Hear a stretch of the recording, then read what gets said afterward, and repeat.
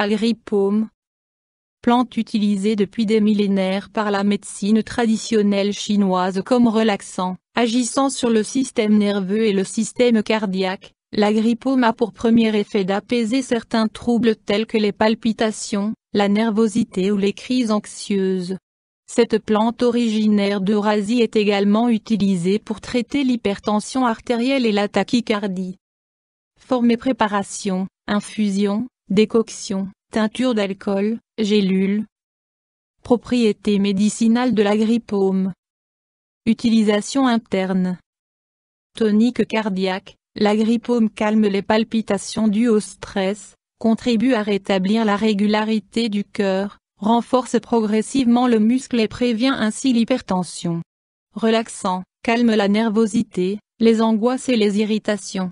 Tonique utérin, diminue les crampes du syndrome prémenstruel et aide à déclencher les règles, notamment si celles-ci sont retardées pour des raisons émotionnelles. Utilisation externe. Pas d'utilisation externe. Indications thérapeutiques usuelles.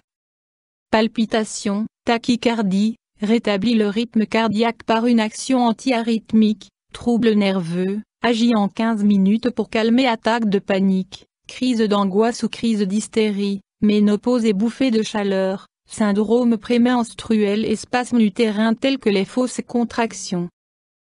Autres indications thérapeutiques démontrées. L'amertume de l'agrippaume stimule l'appétit et facilite la digestion. Cette plante peut également être utile en cas de choc émotif ou lors de périodes émotionnellement difficiles, épuisement, deuil. Description botanique de l'agrippaume.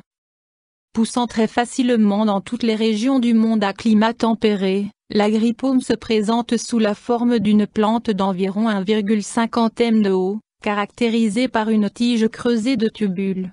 Ses feuilles abondantes sont vert foncé et en forme de pâte. C'est à leur jonction qu'apparaissent des fleurs roses pâles, qui vont venir recouvrir toute la longueur de la tige. La floraison se fait en août et septembre. Composition de l'agrippaume. Parties utilisées. Pour les infusions, ce sont les feuilles et les fleurs fraîches ou séchées qui sont utilisées. Principe actif.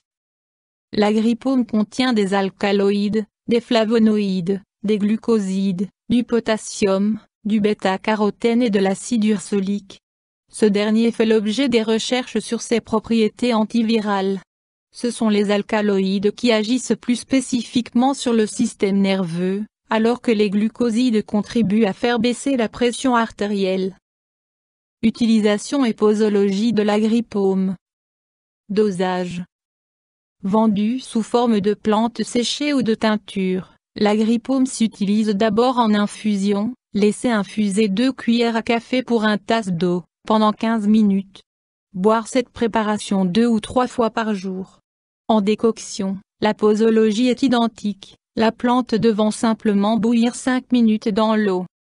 En cas d'attaque de panique, de crise d'angoisse ou de bouffée de chaleur due à la ménopause, il est préférable d'utiliser la teinture, à raison de 15 gouttes environ dans un peu d'eau ou sous la langue. Cette opération peut être renouvelée toutes les demi-heures, jusqu'à apaisement. Précaution d'emploi de l'agrippaume. L'agrippaume ne doit pas être ingéré à trop forte dose ou durant une longue période ininterrompue. Contre-indication. Tonique utérin et emménagogue. L'agrippaume est déconseillé aux femmes enceintes et à celles qui ont des règles trop abondantes ou des saignements utérins. En outre, elle ne doit pas être utilisée par des personnes présentant une pression sanguine trop basse. Interaction avec des plantes médicinales ou des compléments. Associé à la valériane, l'agrippaume peut aider à traiter les insomnies. Interaction avec des médicaments. Pas d'interaction connue. YouTube Dr Alabé.